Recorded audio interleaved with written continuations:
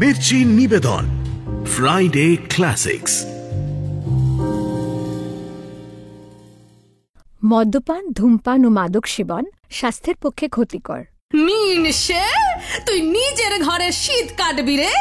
দাঁড়া, তোকে আজ দেখাবো এই মক্কদার ন্যাজে পা দিলে কি হয়। ঝ্যাঁটাটা জ্ঞান কোথায়? ঝ্যাঁটাটা দে দেখি একবার। এই এই এই মুখ সামলে কথা কইবি বলে দিল মক্ক। তোর কি আছে রে যে তোর থেকে আমি টাকা চুরি করতে যাব? দেখাচ্ছি কি আছে, দাঁড়া তো। কি হলো, পালাচ্ছিস কোথায়? আয় আয়, সামনে আয় বলছি। সরে যা সরে যা সরে যা বলছি কিন্তু মক্ক। মির্চি ফ্রাইডে ক্লাসিক্সে আজ শুনবেন প্রভাত কুমার মুখোপাধ্যায়ের প্রেম ও প্রহার অবলম্বনে প্রেম বিভ্রাট। প্রভাত কুমার মুখোপাধ্যায়ের জন্ম 1873 খ্রিস্টাব্দের 3রা ফেব্রুয়ারি, মৃত্যু 5ই এপ্রিল 1932 খ্রিস্টাব্দ। তার লেখা প্রথম উপন্যাস রমা সুন্দরী 1908 খ্রিস্টাব্দে শ্রেষ্ঠ উপন্যাস হিসেবে স্বীকৃতি লাভ করে। তার লেখা উপন্যাস রত্নদ্বীপ নাট্য ও চলচ্চিত্র রূপে জনপ্রিয় হয়। আজ শুনবেন তার লেখা গল্প প্রেম বিভ্রাট। গল্প পাঠে আর্য জানা, প্রযোজনা ইঙ্কপট ক্রিয়েশনস। পদ্মা নদীর তীরে অবস্থিত রায়গঞ্জ নামের এক পল্লী গ্রাম। সেই গ্রামেরই একটা খড়ে ছাওয়া মাটির বাড়ির দাওয়ায় বসে একদিন বেলা 8টার সময় স্বামী স্ত্রীতে এক প্রকার কথাবার্তা চলছিল। ভজহরি মুখ থেকে হুঁকো নামিয়ে চোখ ঘুরিয়ে বেশ চেঁচিয়ে বলল, খবরদার মাগি, মুখ সামলে কথা কোস, নইলে জুতিয়ে মুখ ছিঁড়ে দেব। মোক্ষদা সুন্দরী গলার স্বর আরেক পর্দা উঁচিয়ে উত্তর দিল, ইস, রাগ দেখা পুরুষের, জুতিয়ে মুখ ছেড়ে দেবেন? জুতো পাবি কোথা তা শুনে? বাপের জন্মে জুতো কখনো পায়ে দিয়েছিস রে মিনসে?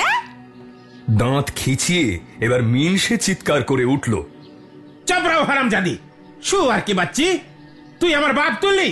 এত বড় আসপর্দা তোর?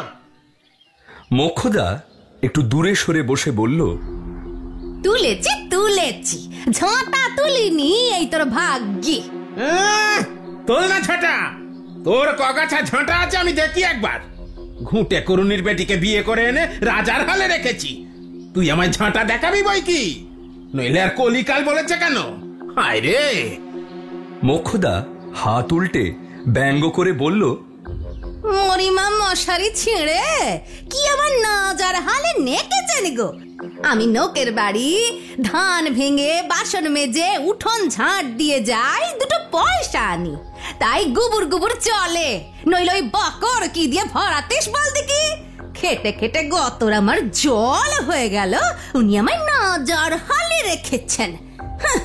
যে পুরুষ পয়সা রোজগার করতে জানে না, তারা তো তেজ কেন? ভজহরি বলল, না, আমি কি আর পয়সা রোজগার করতে জানি? যত জানিস তো তুই। আমি গেল বছর শ্যামপুরে বাবুদের বাড়িতে খান সামাগিরি করতে যাইনি? আমার খোরাক পোশাক 5 টাকা মাইনে হয়নি? তখন কেঁদে কেটে অনর্থ করেছিলি কেন? ওগো, আমি তোমায় ছেড়ে থাকতে পারবো না, তুমি চাকরি ছেড়ে দিয়ে বাড়ি এসো, যা জুটবে তাই দুজনে দুমুঠো খাবো। কে বলেছিল রে মাগি? না, আমি রোজগার করতে জানি নে। আমার মতো হুঁশিয়ার খানসামা এই অঞ্চলে কটা আছে শুনি? এ পাড়া গায়ে আমাদের কদর কেউ বোঝে না, তাই কাজেই বিষ হারিয়ে ঢোঁড়া হয়ে বসে আছি। এই বলে ভজহরি বার কয়েক তামাক টেনে আবার আরম্ভ করল, আর তাও বলি, বাড়িতে কি আমি শুধু বসেই থাকি? তুই খাটিস আর আমি খাটি নে। তুই দুটো খুঁতকুড়ো জাহাই নিয়ে আসিস বটে, কিন্তু মাছ ধরে না আনলে খেতিস কি দিয়ে বল দেখি? এদিকে মাছ না হলে যে একেবারে খাবি খাস, এক গেরাস ভাতও মুখে ওঠে না। মনে করি খোটা দেব না, তা তো স্বভাবের গুণে দিতেই হয়। বলে ভজহরি ভুরুক ভুরুক করে আবার তামাক টানতে লাগলো। মোক্ষদা দেওয়ালের কাছে সরে বসে, পা দুটো ছড়িয়ে দিয়ে নিজের হাঁটু দুটোতে করুণ ভাবে হাত বোলাতে বোলাতে বলতে লাগলো, ন্যাকামিনসে, ন্যাকামি দেখে আর বাঁচি নে। ভারী খোঁটার কাজ করেছেন কিনা, মাছ ধরে আনেন, তবে তো সংসারের সকল দুঃখই ঘুচে গেল গা। কাল থেকে আমার শরীরটা খারাপ, গায়ে গতরে ব্যথায় মরে যাচ্ছি। বললাম মুখুজ্জেদের বাসন কখানা মেজে দিয়ে আয় তো, তাতে অমনি বাবুর মানে লাগলো আমি পুরুষ মানুষের বাসন মাজবো? যে পুরুষ রোজগার করতে পারে না সে আবার পুরুষ মানুষ কিসের? এই তো বলেছি, এতেই অমনি জুতিয়ে আমার মুখ ছেড়ে দিতে এলেন। এমন লোকের হাতেও আমি পড়েছিলাম, মাগো উঠতে বসতে আমার নাতি ঝাঁটা মারে। মোক্ষদা কথাগুলো বলেই চোখে আঁচল চাপা দিয়ে কাঁদতে আরম্ভ করলো। ভজহরি তামাক খেতে খেতে স্ত্রীর দিকে আর চোখে চাইতে লাগলো। স্ত্রীর চোখের জলে তার পুরুষ হবার সব গর্ব টলমল করতে লাগলো। কান্না থামে না দেখে সে বলল, বলি অত নাকে কান্না হচ্ছে কেন? তোকে মারিও নি কিছুই না, দুটো মুখের কথা বলেছি বই তো নয়। আচ্ছা ঠিক আছে, যাচ্ছি, না হয় বাসনগুলো মেজে দিয়ে আসছি, আর কাঁদতে হবে না, ওঠ।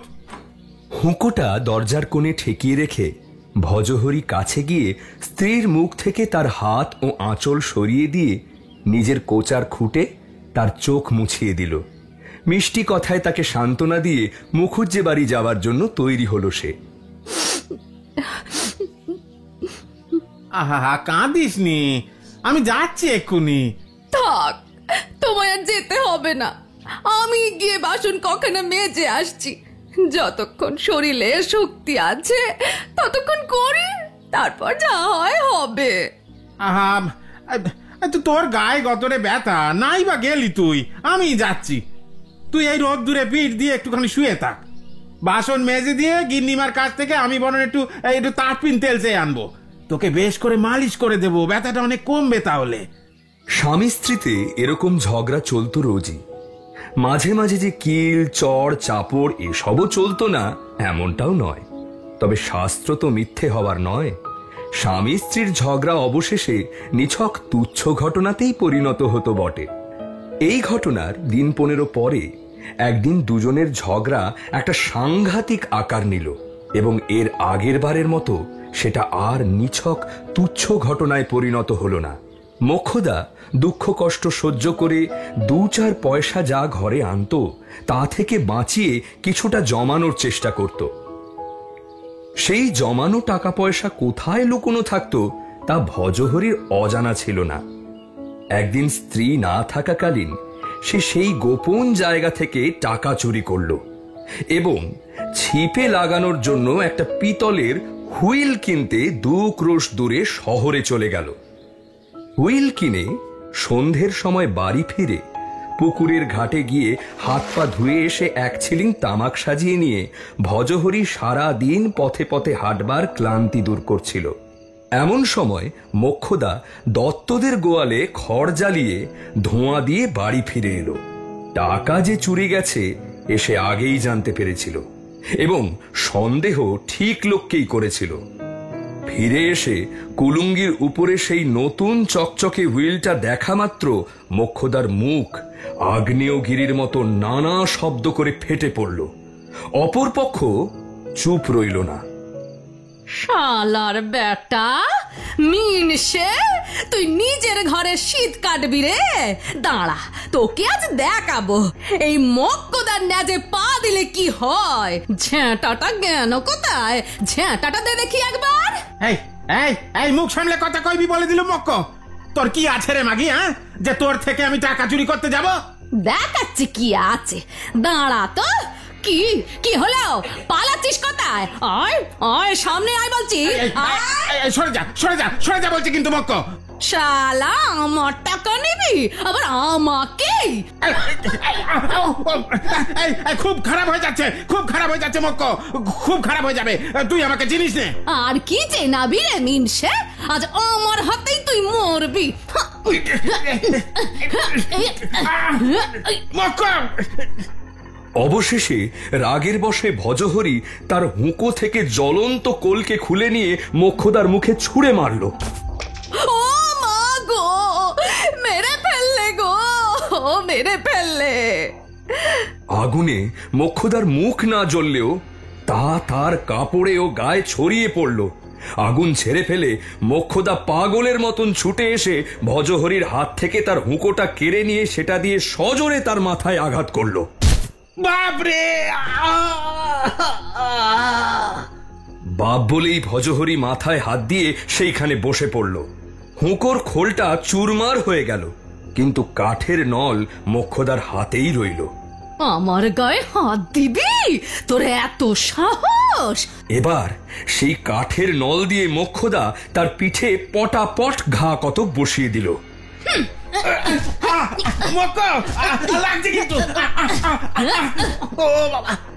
একটু সরে গিয়ে চালের খুঁটি ধরে দাঁড়িয়ে হাঁপাতে লাগলো। এবার ভজহরি কিভাবে তার ওপর হামলা করবে এবং ওই হামলা সে কি উপায় ঠেকাবে সেটাই বোঝার জন্য সে সতর্ক হয়ে রইল। ভজহরি কিন্তু তাকে আক্রমণ করল না। দু হাতে মাথা চেপে ধরে উহু উহু করতে করতে সে উঠে দাঁড়ালো। কি জোরে মারলো রে! মাথা ফাটিয়ে দিল শালি। ভজহরি ধীরে ধীরে দাবা থেকে উঠোনে নামলো। কিছু দূর গিয়ে ফিরে এসে বলল, দাঁড়া শালি হারামজাদি, তুই আমার মাথা ফাটিয়ে দিয়েছিস। আমি চললাম থানায় নালিশ করতে। 3টে বছর তোকে যদি আমি জেল না খাটাই তো আমি গয়লার ছেলেই নই। এই বলে সে বাড়ির বাইরে চলে গেল। মোক্ষদা কিছুক্ষণ যাবৎ আগের মতোই দাঁড়িয়ে দাঁড়িয়ে হাঁপাতে লাগলো। ধীরে ধীরে তার শ্বাসযন্ত্র আবার সুস্থ হলে সে সেখানেই বসে পড়ল। মোক্ষদা ভাবল, সত্যিই মিনসের মাথা ফেটেছে নাকি? হুঁকোর খোলের ঘায়ে কখনো মাথা ফাটে? ঠং, ওসব মিনসের ঠং। কিন্তু গেল কোথা? সত্যি কি থানায় গেল নাকি? থানায় আর যেতে হয় না। থানা কি এখানে? প্রায় 2 ক্রোশ দূর। এই রাত্রিরে সে আর থানায় যাবে? তুমিও যেমন দেখো না, এখনই ফিরে এলো বলে। মনকে এইরকম বুঝিয়ে মোক্ষদা ঘরের কাজে মন দিল। কাজ করে আর বাইরে চেয়ে চেয়ে দেখে স্বামী ফেরে কিনা। কাজ শেষ হয়ে গেল। জ্যোৎস্না ভরা উঠোনের দিকে চেয়ে মোক্ষদা চুপ করে রকে বসে রইল। রাত 1 প্রহর 1.5 প্রহর হলো। কই স্বামী তো ফেরে না। কোথায় যে গেল নোকটা এত রাত্রিরে? তখন মোক্ষদা স্থির করল, নিশ্চয় মিনসেটা থানায় গেছে। মোক্ষদার মনে একটু রাগ হলো, ভয়ও হলো। সেপাই এসে সত্যিই কি তবে তাকে থানায় ধরে নিয়ে যাবে? মোক্ষদা উঠে সদর দরজা বন্ধ করে দিয়ে এলো। কিছুক্ষণ পর তার ঘুম এসে গেল। অত্যন্ত খিদেও পেল। একবার ইচ্ছে হলো যে স্বামীর জন্য ভাত চাপা দিয়ে রেখে নিজে খেয়ে নেয়, কিন্তু আবার ভাবল, না না, তার কাজ নেই। এখনই যদি সেপাই সঙ্গে করে আনে, তারা এসে দেখুক যে কেমন ধারা তার স্ত্রী না খেয়ে স্বামীর জন্য উপোস করে বসে আছে। তাই সে না খেয়ে রকে আঁচল বিছিয়ে শুয়ে পড়ল এবং কোনো এক সময় ঘুমিয়ে পড়ল। মোক্ষদার যখন ঘুম ভাঙল তখন গভীর রাত, চাঁদ অস্ত গেছে, শেয়াল ডাকছে। তার বিশ্বাস শেয়ালেরা প্রহরে প্রহরে একবার করে ডাকে। রাত্রি কি এখন 2য় প্রহর না 3য়? খিদে যেমন প্রবল, তাতে 3য় প্রহর বলেই মনে হলো। থানার নোকে মনে হয় ওকে বলেছে, এত রাতে বাড়ি গিয়ে আর কি হবে, তুই এখানে শুয়ে পড়, এখন ঘুমো, কাল সকালে যখন তোর বউকে ধরতে যাব তখন যাবি। কাল বেলা 1 প্রহরেই মিনসেটা সিপাই নিয়ে আসবে। মোক্ষদা উঠে মুখে হাতে জল দিয়ে স্বামীর জন্য ভাত তরকারি ঢাকা দিয়ে রেখে বাদবাকি নিয়ে নিজে খেতে বসলো। মাছের চচ্চড়ি খেতে খেতে তার মনে হলো, আমি মাছ খেতে ভালোবাসি বলেই, বড় বড় মাছ ধরে আমাকে খাওয়াবে বলেই সে হুইল কিনে এনেছিল গো। তার জন্য তাকে অমন করে নাঞ্ছনা করা আমার ভালো হয়নি। তারপর মনে হলো, আমি তো খাচ্ছি, থানায় তাকে তারা খেতে টেতে দিয়েছে কিনা কে জানে, হয়তো না খেয়ে সেখানে পড়ে আছে। এই কথা মনে হওয়ায় মোক্ষদার চোখ দুটো জলে ভরে গেল। যাই হোক, খাওয়া শেষ করে মুখ হাত ধুয়ে রকে চুপ করে বসে রইল সে। কিছুক্ষণ পরে ঢুলতে লাগলো, তারপর শুয়ে ঘুমিয়ে পড়ল। সকালে উঠে ঘরের বাঁশি কাজ সেরে মোক্ষদা লোকের বাড়ি তার নির্দিষ্ট কাজকর্মগুলো করবার জন্য বেরিয়ে পড়ল। তার সব কাজ সেরে বাড়ি ফিরতে প্রায় 1.5 প্রহর বেলা হলো। আসবার সময় তার মনে কেমন একটা ভয় ভয় করছিল। খুব সম্ভবত বাড়ি গিয়ে দেখবে যে সিপাহী সহ স্বামী ফিরে এসে তার অপেক্ষায় বসে আছে। তাই বাড়ির মধ্যে হুট করে না ঢুকে সে দরজার ফাঁক দিয়ে উকি দিয়ে দেখল উঠানে বা রোয়াকে কেউ আছে কিনা। কই, কেউ যে কোথাও নেই। মনিব বাড়ি থেকে মোক্ষদা 2টো বেগুন এনেছিল। ঘর খুলে সে 2টো যথাস্থানে রেখে দিল। অন্যদিন এই সময় সে উনুন ধরিয়ে রান্নার কাজে লাগে। আজ আর রাঁধবার জন্য তার কোনো ব্যস্ততা দেখা গেল না। আমি ওর জন্য রেঁধে বেড়ে রাখি, আর উনি সেপাই এনে আমায় ধরিয়ে দিয়ে আরাম করে ভাত খেতে বসুন। রাঁধবে না আরো কিছু, অত সুখের কাজ নেই।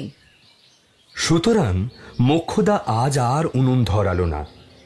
বেলা 2 প্রহর হলো, 2.5 প্রহর হলো, না স্বামী না সেপাই, কই কেউই তো আসে না। এখন মোক্ষদার মনে হলো, এত বেলা হয়ে গেল, লোকটা গেল কোথায়? থানায় যায়নি নাকি মিন সেটা? ও বাবা গো, হ্যালো, তুই আবার বিভাগী হলিনি তো? ঢং দেখলে বাঁচি নে, এখন যদি ফিরে না আসে। এই সব ভাবনা চিন্তায় দিন কেটে গেল। এতক্ষণ পর্যন্ত মোক্ষদা কিছুই খায়নি। স্বামীর জন্য আগের রাতে যে ভাত ঢাকা দিয়ে রেখেছিল তাই বের করে খেতে বসল সে। ভাবল স্বামী যদি আসে তাকে 4টি গরম ভাত রেঁধে দেবে। ভাত রাখতে হলো না, স্বামী ফিরলও না। কেঁদে কেটে মোক্ষদা শেষে ঘুমিয়ে পড়ল। পরদিন সকালে উঠে মোক্ষদা ভাবল, না, এ কোনো কাজের কথা নয়। থানায় গিয়ে খবর নিতে হচ্ছে সেখানে সে আমার নামে নালিশ করতে গিয়েছিল কিনা। তখনই ঘরদোর বন্ধ করে কিছু পয়সা আঁচলে বেঁধে মোক্ষদা থানার দিকে রওনা দিল। থানায় গিয়ে শুনল কোনো গ্রামের কোনো গোয়ালা তখনও পর্যন্ত নিজের স্ত্রীর নামে নালিশ করতে আসেনি। মোক্ষদা কাঁতর স্বরে বলল, তবে দারোগা বাবু, আমার স্বামী গেল কোথায়? আপনার স্বামী হঠাৎ নিরুদ্দেশ হলেন, তা কি জন্য এমনটা আপনি কিছু বলতে পারেন? কবে এবং কি অবস্থায় তার স্বামী অন্তর্ধান করেছে তার সমস্ত কিছু মোক্ষদার মুখে শুনে দারোগাবাবু হুকুম দিলেন, ওরে, সেই কাপড়ের পুঁটলিটা মালখানা থেকে বের করতো। পুঁটুলি খোলা হলে দারোগা জিজ্ঞেস করলেন, এ ধুতি, এ গামছা তুই চিনিস?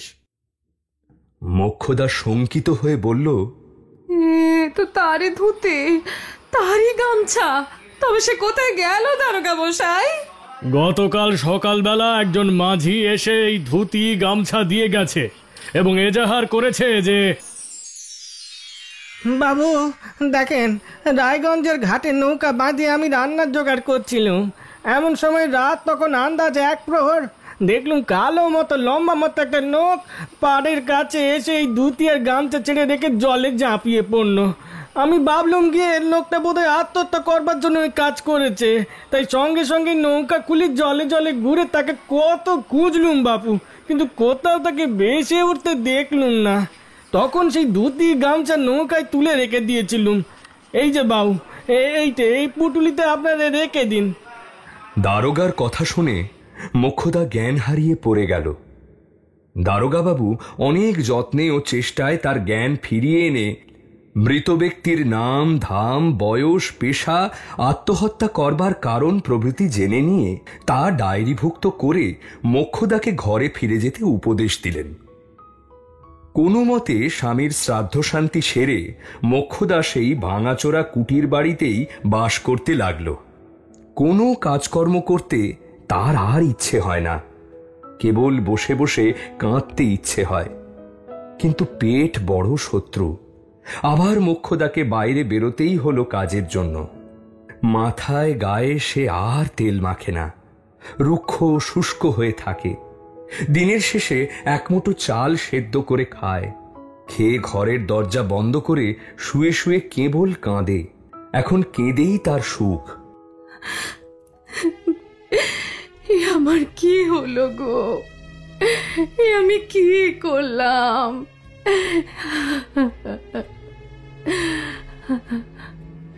কিন্তু গ্রামের দুষ্ট লোকে তার এ সুখেও বাদ সাধল। মোক্ষদার বয়স এখনো 30 বছরের কম। একাকিনী সে বাস করে। অনেক রাতে বদলোক এসে তার ঘরের দরজায় আস্তে আস্তে কড়া নাড়া দিতে দিতে এবং স্তুতি মিনতি করতে আরম্ভ করল। নিতান্ত অতিষ্ঠ হলে মোক্ষদা ঝাঁটা হাতে বেরিয়ে আসত। তা সত্ত্বেও শান্তি নেই। ক্রমে সে এইসবে একেবারে বিরক্ত হয়ে উঠল। এমন সময় একদিন ওপাড়ার কামারদের বিধবা বউ নিস্তারিণী কলকাতা থেকে গ্রামে ফিরে এলো। সে কলকাতায় কোনো বাবুদের বাড়ি ঝিগিরির চাকরি করে। বোনপোর বিয়ে উপলক্ষে 1 মাসের ছুটি নিয়ে সে বাড়ি এসেছে।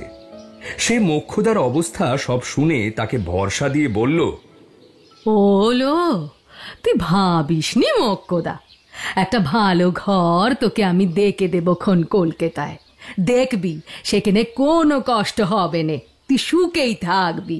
নিস্তারিণীর কাছে কলকাতার সব খবর শুনে মোক্ষদার মনে হলো বদলোকের হাত থেকে মুক্তি পাওয়ার এখন একমাত্র উপায় কলকাতা চলে যাওয়া। মোক্ষদা নিস্তারিণীকে বলল, কিন্তু দিদি, যে ভয়ে গা ছাড়লাম সেখানেও যদি সেই ভয় থাকে, কলকাতার লোকেরাই কি আর ধর্মপুত্র যুধিষ্ঠির? সব রকম লোকই আছে রে মোক্ষদা। তা তোকে এমন একটা ভদ্র গেরস্তের বাড়ি দেখে রেখে দেব, যেখানে সে সব আপদ বালাই থাকবে না। মাসের শেষে 2-1খানা বাসন কোসন এবং সামান্য কিছু ঘরোয়া উপকরণ যা ছিল তা বিক্রি করে ঘরের দরজায় তালা বন্ধ করে নিস্তারিণীর সাথে মোক্ষদা কলকাতায় চলে গেল।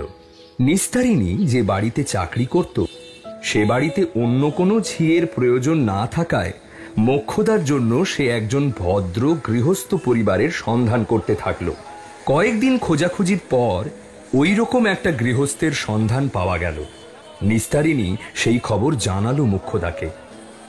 তোর জন্য এক কান বেশ ভালো গৃহস্থের বাড়ির খবর এনেছি মোক্ষদা। শ্যামবাজারের রামদয়াল মিত্তির মশাইয়ের বাড়িতে একটা ঝি লাগবে। আমি গে বললুম তোর কথা। মিত্তির মশাই হাইকোর্টের একজন গণ্যমান্য উকিল। তার ছেলেগুলো সব কত লেখাপড়া করেছে তোকে আর কি বলবো। পাড়ায় খোঁজ নিয়ে জানলুম চরিত্রের দিক থেকে তেনাদের কোনো দোষ নেই কো। এই কদিনের মধ্যেই তোকে আমি সেই কিনে নিয়ে যাব। নিস্তারিণী সেই বাড়িতে মোক্ষদাকে নিয়ে গেল। রামদয়াল বাবুর গিন্নি মোক্ষদাকে অল্প বয়স্কা এবং সুশ্রী দেখে প্রথমে একটু আপত্তি করেছিলেন। পরে যখন তার বৈধব্যের ইতিহাস এবং গ্রাম ছেড়ে আসবার প্রকৃত কারণটা শুনলেন, তখন তিনি আর বাদ সাধলেন না। মেয়েটা দেখতে তো পরিষ্কার, তার ওপর আবার অল্প বয়সী বেদবা। তা সে যাই হোক, এমন অবস্থায় একে তো আর জলে ফেলে দিতে পারিনি আমরা। আজ থেকে কামিনীর জায়গায় সব করবে এই মোক্ষদা।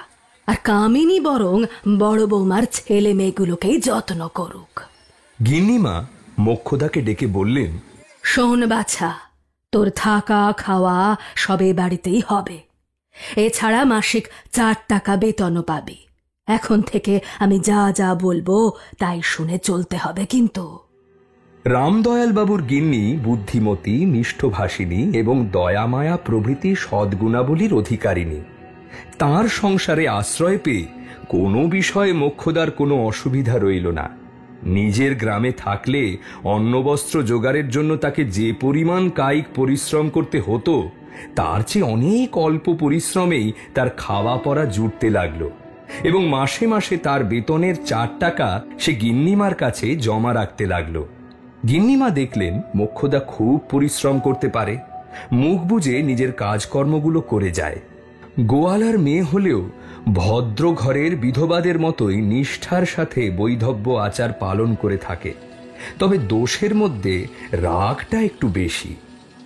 অপর 2জন ঝির সাথে মাঝে মাঝে সে ঝগড়া বাঁধিয়ে বসে। গিন্নিমাই তখন তাদের মধ্যস্থ হয়ে কাউকে বা মৃদু তিরস্কার করে, কাউকে বা মিষ্টি কথায় বুঝিয়ে মিটমাট করে দেন। শোন মোক্ষ, লোকের সাথে বিবাদে গিয়ে লাভ নেই, তার চেয়ে তুই তোর কাজটা মন দিয়ে কর। কিছু সমস্যা হলে তো আমি রয়েছি, তুই আমাকে বলবি, কেমন? আচ্ছা গিন্নিমা। এমন করে মোক্ষদা 3 বছর এই বাড়িতে চাকরি করল। একবার তার ইচ্ছে হতো কিছুদিনের ছুটি নিয়ে দিন কয়েকের জন্য নিজের গ্রামে ফিরে যায়, তার ঘর দুয়ারের এখন কি অবস্থা তা দেখে আসে। কিন্তু আবার মনে হতো আর সে শ্মশানে ফিরে গিয়ে লাভ কি? শ্রাবণ মাসে জ্বরে পড়ে মিত্রগিন্নি কিছুদিন খুব ভুগলেন। তার শরীর অত্যন্ত দুর্বল হয়ে গেল, দাঁড়ালেই মাথা ঘুরে বসে পড়েন। তাই পুজোর ছুটির সময় রামদয়াল বাবু সপরিবারে মধুপুরে গিয়ে তার স্ত্রীর 3 মাস বায়ু পরিবর্তন করবার জন্য প্রস্তুত হলেন। তার এক অ্যাটর্নি বন্ধু কালীপদবাবুও সপরিবারে মধুপুর যাচ্ছিলেন। সেখানে তার নিজের 2টো বাড়ি আছে, বাড়ি 2টো পাশাপাশি, তারই একটা রামদয়াল বাবু ভাড়া নিলেন। রামদয়াল বাবুর মেজ ছেলে চারুভূষণ বাবু গ্রিনলে ফিওর কোম্পানির বাড়ি কেশিয়ারির কাজ করেন। তার ছুটি অল্প দিন মাত্র, তাই তিনি সপরিবারে বাড়িতেই থাকবেন, বাকি সকলে মধুপুরে যাবেন স্থির হল। ঝিয়েদের মধ্যে মোক্ষদা ও বিমলা মধুপুরে যাবে, কামিনী কলকাতায় থাকবে। গাড়ি রিজার্ভ করা হলো। সঠিক দিনে রামদয়াল বাবু সপরিবারে যাত্রা করে মধুপুর পৌঁছলেন। কেমন দেখছো জায়গাটা? আহা, কি সুন্দর পরিবেশ, কি সুন্দর ফুরফুরে বাতাস বইছে। আহা, তুমি দেখো, এখানে কটা দিন কাটালেই তোমার শরীর একেবারে সেরে যাবে। গিন্নিমা একটা স্বস্তির হাসি হাসলেন। অ্যাটর্নি বাবুরা তখনও পৌঁছননি। বাড়িতে পুজো সেরে তবে তারা বের হবেন। কয়েকদিন মধুপুরে মোক্ষদার বেশ আনন্দেই কেটে গেল। গিন্নিমা যখন বিকালে ছেলে মেয়েদের সঙ্গে নিয়ে বেড়াতে বেরোতেন, তখন মোক্ষদাও তার সঙ্গে যেত।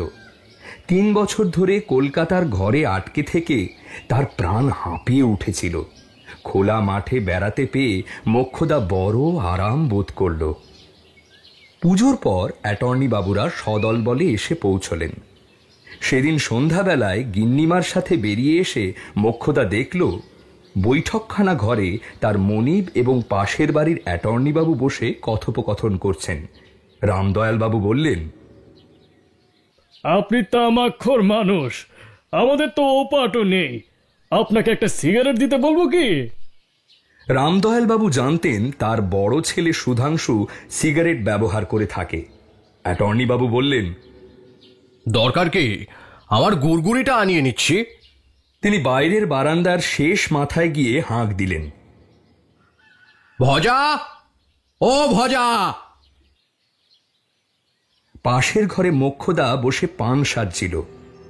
ভজা নামটা শোনা মাত্র সে উঠে দাঁড়ালো। তারপর একটা দীর্ঘ নিঃশ্বাস ফেলে আবার নিজের কাজে মন দিল। 2-3 বার ডাকাডাকির পর ও বাড়ি থেকে খুব জোর গলায় উত্তর এলো, আগে। ও কি, ও কার গলার আওয়াজ? মোক্ষদার মাথার ভিতর বন বন করে ঘুরতে লাগলো। অ্যাটর্নি বাবু হাঁকলেন, আমার গুড়গুড়িটা নিয়ে আয় তো ভজা। আগে যাই। মোক্ষদার আর পান সাজা হলো না। সে তাড়াতাড়ি উঠে দাঁড়ালো। চুন মাখা আঙুল কাপড়ের আঁচলে মুছে কাঁপা কাঁপা পায়ে দুরু দুরু বুকে সে বাইরে এসে এমন একটা জায়গায় গিয়ে দাঁড়ালো যেখান থেকে বৈঠকখানা ঘরের মাঝের অংশটা স্পষ্টভাবে দেখা যায়। কিছুক্ষণ পরেই একটা কুণ্ডলি পাকানো নলযুক্ত হুঁকো হাতে অ্যাটর্নি বাবুর ভৃত্য প্রবেশ করল। তার মুখের দিকে এক নজর মাত্র চেয়ে দেখেই মোক্ষদার হাত পা একেবারে অবশ হয়ে এলো। পড়ে যাওয়ার ভয়ে সে 2 হাতে সামনের দেওয়ালটায় ভর দিয়ে চোখ বুজল। সেভাবে দাঁড়িয়ে থাকাও তার আর শক্তিতে কুলোলো না। ধীরে ধীরে সেইখানে সে বসে পড়ল। ভৃত্যকে দেখে বৈঠকখানা ঘরে অ্যাটর্নি বাবু বললেন, কলকে কই রে, তামাক সে জানিস নি? আগে আপনি তো তা বলেননি। অ্যাটর্নি বাবু উকিল বাবুর দিকে ফিরে বললেন, বেটা গয়লার বুদ্ধি দেখলেন মশাই?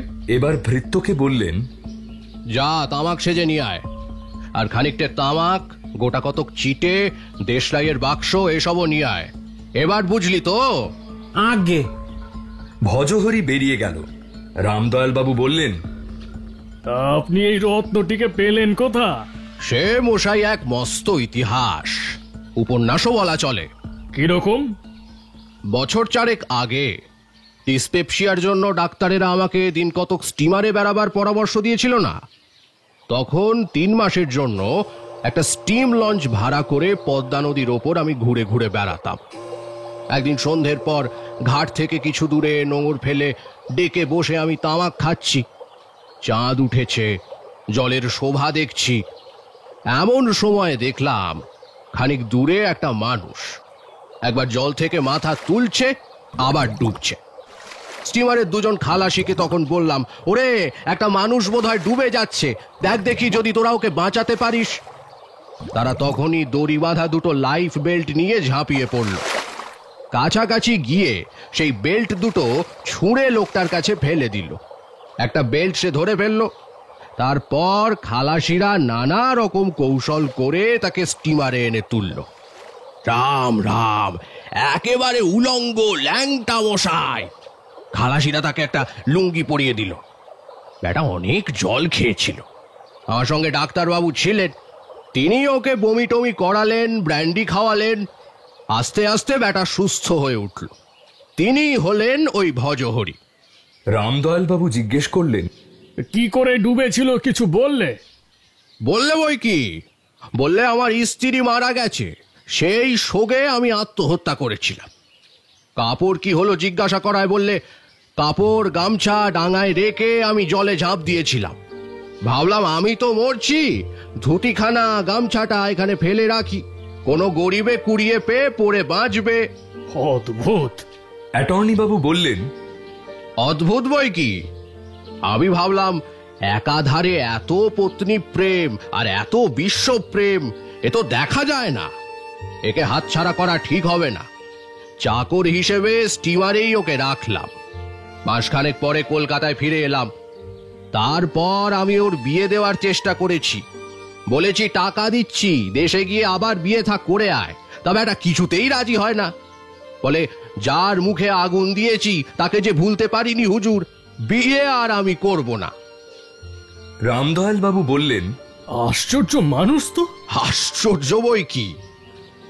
মোক্ষদা আগের জায়গাতেই ছিল, কিন্তু এসব কথাবার্তা একটা বর্ণও সে শুনতে পায়নি। মৃত স্বামীকে জীবিত মূর্তিতে দেখেই সে অজ্ঞান হয়ে পড়েছিল। মোক্ষদার সাথে ভজহরির গোপনে দেখা সাক্ষাৎ হয়েছে, কিন্তু কোনো পক্ষের মনিব পরিবারকে এ পর্যন্ত কিছুই জানানো হয়নি। মোক্ষদার ভারী লজ্জা করে। ছি ছি ছি, একদিন বেধবার মতো থেকে এখন কেমন করে বলবো? ও বাড়ির ওই ভজা আমার স্বামী, নোকে যদি অবিশ্বাস করে তখন সাক্ষী প্রমাণই বা কোথায় পাবো? ভজাও তার মনিবকে বলতে সাহস করে না। তিনি শুনলেও হয়তো বিশ্বাস করবেন না। হয়তো ভাববেন ওই বাড়ির ওই সুন্দর দেখতে ঝিটার উপর আমার লোভ পড়াতে ছুরিকে রাজি করিয়ে আমি এই মিথ্যে দাবি ফেঁদেছি, আর তারপর জুতিয়ে আমার হাড় ভেঙে দেবেন। এখন আর মোক্ষদা গিন্নিমার সাথে বিকালে বেড়াতে যায় না। দুবাড়ির লোক বেড়াতে বেরোলে সে স্বামীর সাথে আড়ালে দেখা করবার সুযোগ খোঁজে, এবং মাঝে মাঝে সে সুযোগ পেয়েও থাকে। দুবাড়ির বাগানের সীমানার পিছনের দিকে একটা মস্ত কামিনী ফুলের ঝাড় আছে। তার আড়ালে বসে দুজনে প্রায়ই কিছুক্ষণের জন্য কথাবার্তা বলে। প্রথম দিন মোক্ষদা জিজ্ঞাসা করেছিল, আরে তুই এমন কাজ কেন করতে গিয়েছিলি বল দেখি?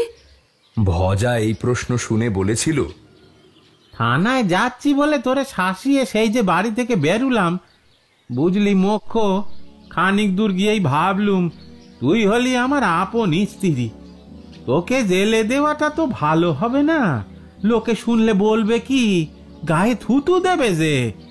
তার চেয়ে বরং অন্য রকমে তোকে জব্দ করাই ভালো। মাছ খেতে তো তুই বড্ড ভালোবাসিস, মাছ না পেলে ধর ফরিয়ে মরিস। তাই ভাবলুম দাঁড়া তোকে জব্দ করছি, তোকে বিধবা করে তোর মাছ খাওয়া বন্ধ করছি শালি। এই ভেবেই ওই ধুতি গামছা ডাঙায় ছেড়ে রেখে পদ্মায় গিয়ে ঝাঁপ দিয়েছিলাম। ধুতি গামছা ডাঙায় ফেলে রেখে গিয়েছিলি কেন? গাঁয়েরই ঘাট তো, সেই ধুতি গামছা ওখানে দেখে কেউ না কেউ ঠিক আমারে চিনতে পারবে। আমার লাশ যদি ভেসে না ওঠে তাহলেও বোঝা যাবে যে জলে ডুবে আমি আত্মহত্যা করেছি, তবে তো তোর মাছ খাওয়া বন্ধ হবে। মোক্ষদা বলল, তোর কি বুদ্ধি রে? আচ্ছা, যখন দেখলি যে বেঁচে আছিস তখন বাড়ি এলি না কেন? চাকরি করছিলুম যে, ভেবেছিলাম মাস কতক চাকরি করে কিছু টাকা জমিয়ে তোর কাছে গিয়ে দেখিয়ে দেব আমিও রোজগার করতে পারি কিনা। তা দেশে গিয়ে শুনলাম তুইও কলকাতায় এসেছিস চাকরি করতে। সেই অবধি কত জায়গায় যে তোকে খুঁজেছি তা ঠিক নেই। কারুর বাড়ির ঝিকে পথে দেখলেই আমি অমনি তার পিছু নিয়েছি, জিজ্ঞাসা করেছি, হ্যাঁ গো রায়গঞ্জের মোক্ষদা গোয়ালিনী কোথায় ঝিগিরি করে তা কি জানো? কেউ বলতে পারেনি। পরদিন বিকালে যখন কামিনী ঝাড়ের আড়ালে দুজনের দেখা হলো, তখন ভজহরি কলা পাতায় জড়ানো এক টুকরো ভাজা মাছ বের করলো দেখে মোক্ষদা জিজ্ঞেস করলো, মাছ আনলি কোত্থেকে? আর 4 বছর তুই মাছ খেতে পারিসনি মোক্ষ। আহা তোর কত কষ্ট হয়েছে বল দেখি, তাই তোর জন্য এনেছি। কোথায় পেলি? বামুন ঠাকুর আজ ভাতের সঙ্গে আমার যে মাছ দিয়েছিল সে মাছ আমি খাইনি, তোর জন্য নুকিয়ে রেখেছিলুম, নে খা। অল্প দূরেই একটা খাল ছিল। মোক্ষদা 4 বছর পরে স্বামীর প্রসাদ খেল। তারপর সেই খালের জলে হাত মুখ ধুয়ে এসে আবার গল্প করতে বসল। প্রায় প্রতিদিনই তাদের এভাবে মেলামেশা হতে লাগলো। প্রথম 2-4 মিনিটের বেশি দুজনে একসাথে থাকতো না। ধীরে ধীরে সাহস বেড়ে গেল। তখন অন্ধকার হয়ে যাওয়ার পরও তারা একইভাবে বসে থাকত। তারা দুজন দুজনের বিরহ অবস্থার সম্পূর্ণ বর্ণনা একে অপরের কাছে ব্যাখ্যা করেছে। ক্রমে তারা পরামর্শ করেছে, দেখ এখন বিদেশে বিদেয় চাইলে এরা কেউ মানবে নি, কাজেই মাস 2 পরে কলকাতায় ফিরে দুজনেই কাজ ছেড়ে দিয়ে দেশে চলে যাব। দুজনের জমানো টাকা পয়সা যা হয়েছে তা দিয়ে খান কত গাভী কিনে বাড়িতে বসে জাত ব্যবসা আরম্ভ করব। প্রথম সাক্ষাতের 10-12 দিন পরে একদিন রোজকার মতোই ওই জায়গায় দুজনে দেখা করল। কলকাতা থেকে ভজার মনিবের ইলিশ মাছ এসেছিল। বামুন ঠাকুরকে খোসামত করে বেশ বড় একখানি পেটির মাছ সেদিন ভজা জোগাড় করে রেখেছিল। সেই মাছ বের করে বলল, খাসা মাছ রে, যখন ভাজছিল গন্ধে বাড়ি মাত করে দিয়েছিল। কত বড় পেটিখানা তোর জন্য এনেছি, দেখ দেখ দেখ। আজ আমার স্বাদ হয়েছে, আমি নিজের হাতে তোকে খাইয়ে দেব। কাছে সরে আয় না, সরে আয়, সরে আয়, হাঁ কর। মোক্ষদা হেসে স্বামীর কাছে ঘেঁষে বসল। ভজা আদর করে বাঁ হাতে স্ত্রীর গলা জড়িয়ে ধরে তাকে মাছ খাওয়াতে লাগলো। নে নে খা খা। কিন্তু স্বামী স্ত্রীর এই প্রেমালাপে হঠাৎ বাধা পড়ল। পিছন থেকে কারো একটা সজোরে লাথি খেয়ে ভজহরি হুমড়ি খেয়ে মোক্ষদার গায়ের ওপর গিয়ে পড়ল। ওরে বাবা! উফ! তারা দুজনেই একেবারে ধরাশায়ী হলো। একটু ধাতস্থ হয়ে দুজনে চোখ চেয়ে দেখল অ্যাটর্নি বাবুর বড় ছেলে বীরেন্দ্রবাবু বীর বিক্রমে রক্ত লাল চোখে চেয়ে আছেন। তাকে দেখা মাত্র মোক্ষদা এটো মুখে ঘোমটা টেনে উঠে দাঁড়ালো এবং সঙ্গে সঙ্গে সেখান থেকে পালিয়ে গেল। ভজহরিও কষ্টে সৃষ্টে উঠে দাঁড়ালো। বীরেন্দ্রবাবু রাগে কাঁপা কাঁপা গলায় বললেন, তবে রে হারামজাদা, ভারী যে সাধুগিরি ফলাতিস। কথাটা বলেই তার গালে ঠাস ঠাস করে কয়েকটা থাপ্পড় কষালেন। ভজহরি হাতে করে সেই প্রহার রোধ করবার চেষ্টা করতে করতে বলতে লাগলো, হুজুর হুজুর মারেন কেন, মারেন কেন? ও যে আমার স্ত্রী, আপন বিয়ে করা স্ত্রী হুজুর। বীরেন্দ্রবাবু বলতে লাগলেন, তোর বিয়ে করা স্ত্রী বই কি পজিন নচ্ছার শোয়ার, সে তো কবে মরে গেছে। ওই ছুরিটাকে আমি চিনি না মনে করেছিস? ও তো উকিল বাবুর ঝি, বিধবা মানুষ, আর বদমাইশি জায়গা পেলি না, হতভাগা গাধা। কদিন থেকেই আমার সন্দেহ হয়েছে, সন্ধেটি হলেই তুইও দেখি এদিকে আসিস, আর ও বাড়ির ওই ঝি হারামজাদিও এই দিকে আসে। তাই আমি তককে তককে থেকে আজ এসে ধরেছি। চল চল বাবার কাছে, সব কথা গিয়ে তাকে বলি। রাস্কেল, তিনি তোর কি শাস্তি করেন দেখ, চল। এই বলে বীরেন্দ্রবাবু হাঁপাতে হাঁপাতে বাসার দিকে এগোলেন। ভজহরি কাঁদতে কাঁদতে কোমর দুই হাতে ধরে তার পিছু পিছু চলল।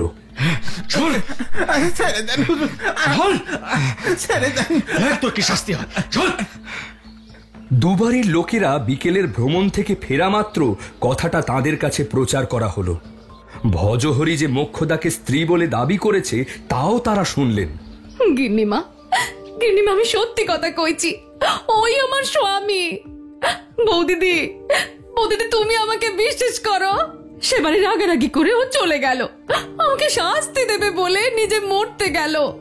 তারপর থেকে ও এখানে চাকরি করছে, আর আমি চলে গেলাম কলকাতা, তোমাদের কাছে কাজ করলাম। আর এইখানে এসে ওর সাথে আবার আমার দেখা। আমি সব সত্যি কইছি গিন্নিমা, সব সত্যি কইছি। গিন্নিমা ও বড় বউয়ের কাছে মোক্ষদা কাঁদতে কাঁদতে সব কথাই খুলে বলল। তারা বিশ্বাস করলেন, কিন্তু দুবাড়ির পুরুষেরা তা কিছুতেই বিশ্বাস করতে চাইলেন না। তখন রামদয়াল বাবুর বৈঠকখানায় ভজহরির বিচারের জন্য ফুল বেঞ্চ বসল। অ্যাটর্নি বাবু বললেন, আহা, এর মীমাংসা তো সহজেই হতে পারে। ওয়ে সুধাংশু, দুজনকে আলাদা করে জেরা করো না। ওদের কথা যদি মিথ্যে হয়, জেরায় কতক্ষণ টিকবে? সুধাংশুবাবু তাই করলেন। মোক্ষদাকে বাড়ির ভিতরে নিজের স্ত্রীর জিম্মায় বসিয়ে রেখে ভজহরিকে ডেকে পাঠালেন। লাথি খেয়ে কোমরের ব্যথায় কাতরাতে কাতরাতে সে এসে মেঝে বসল।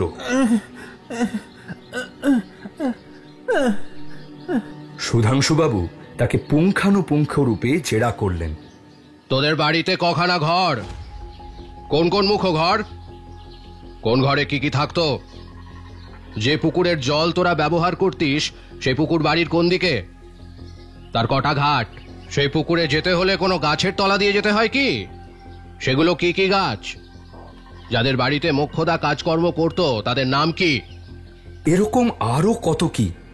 ভজহরির উত্তরগুলো সুধাংশুবাবু লিখে নিলেন। তারপর মোক্ষদার ডাক পড়ল। তাকেও অবিকল ওই প্রশ্নগুলোই জিজ্ঞেস করা হলো। দুজনের উত্তরে বিশেষ কোনো পার্থক্য পাওয়া গেল না। দুজনেই তো একই কথা বলছে, কাজেই এর থেকে প্রমাণ হয় যে এরা সত্যি কথাই বলছে। ভজহরি স্ত্রীর ওপর নিজের অধিকার ফিরে পেল। শোনো বাছারা, যতদিন মধুপুরে থাকা হবে ততদিন তোমরা থাকবে আমার বাসার আস্তাবলের পাশের ঘরেতে। গিন্নিমার পরামর্শে শুতে যাওয়ার আগে মোক্ষদা একটা বাটিতে কর্পূর মেশানো খানিকটা তারপিন তেল নিয়ে গিয়ে স্বামীর আঘাত পাওয়া কোমরে অনেকক্ষণ ধরে যত্ন করে মালিশ করে দিল। 1 মাস পরে কলকাতায় ফিরে তারা দুজনে নিজেদের কাজে ইস্তফা দিয়ে জমানো টাকা নিয়ে দেশে চলে গেল। দেশে ফিরে ঘরের জীর্ণ অবস্থার সংস্কার করে একটা গোয়াল ঘর তুলে গাভী কিনে জাত ব্যবসা শুরু করে দিল তারা। দুধে যে কি পরিমাণ জল স্বচ্ছন্দে মেশানো যেতে পারে সে বিষয়ে দুজনের কলকাতার অভিজ্ঞতা খুব কাজে লেগে গিয়েছিল। হাজারো ঝগড়া অভিমানের মাঝে তবুও প্রেম ধরে রাখল তাদের দাম্পত্য, তাদের সংসার। মির্চি ফ্রাইডে ক্লাসিক্সে এতক্ষণ শুনছিলেন প্রভাত কুমার মুখোপাধ্যায়ের প্রেম ও প্রহার গল্প অবলম্বনে প্রেম বিভ্রাট। গল্প পাঠে আর্য জানা। বিভিন্ন চরিত্রে অভিনয় করলেন দেবশ্রী দাস চৌধুরী, শান্তনু দত্ত, শোভন কামিলা ও সায়ন্তন ঘোষ। Poster design Subhajit Sahani. ব্যবস্থাপনা, রেকর্ডিং ও সাউন্ড ডিজাইন অ্যানিম্যাট্রিক্স মাল্টিমিডিয়া। পরিচালনা মনীষ ঘোষ। প্রযোজনা ইঙ্কপট ক্রিয়েশনস। সৃজনশীল পরিচালনা ইন্দ্রাণী চক্রবর্তী। মির্চি নিবেদন ফ্রাইডে ক্লাসিক্স।